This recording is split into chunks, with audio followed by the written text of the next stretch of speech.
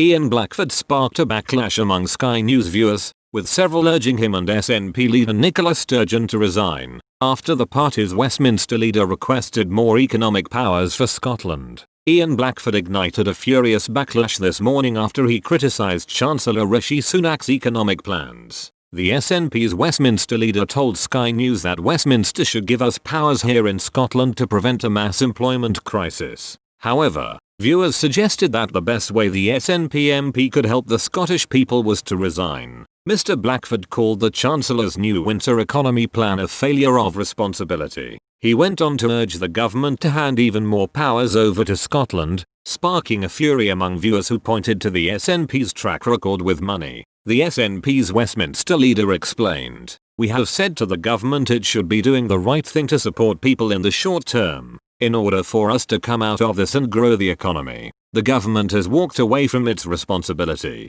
Mr. Blackford continued, "I would say to the Chancellor, if he is not prepared to do it, give us the powers here in Scotland, because we want to make sure we do protect our people. This is a consequence of direct government action. We should be supporting people. There is none of this in here like in other European countries. Hand these powers to the Scottish Parliament if they are not prepared to discharge their responsibilities properly." He warned that Britain was facing 1980s level mass unemployment. Labour's Shadow Chancellor Annalise Dodds echoed Mr. Blackford's fears this morning, telling the BBC, "Certainly those unemployment levels are rising very substantially, they're going back towards 1980s levels." However, viewers took Mr. Blackford's claims apart, saying the best way to protect people in Scotland is to resign. One person tweeted, "We've seen what happened previously when Sunak handed money over to SNP. They made a complete mess of the funding and grants for the hospitality sector. The SNP track record on finance is abysmal." Another added,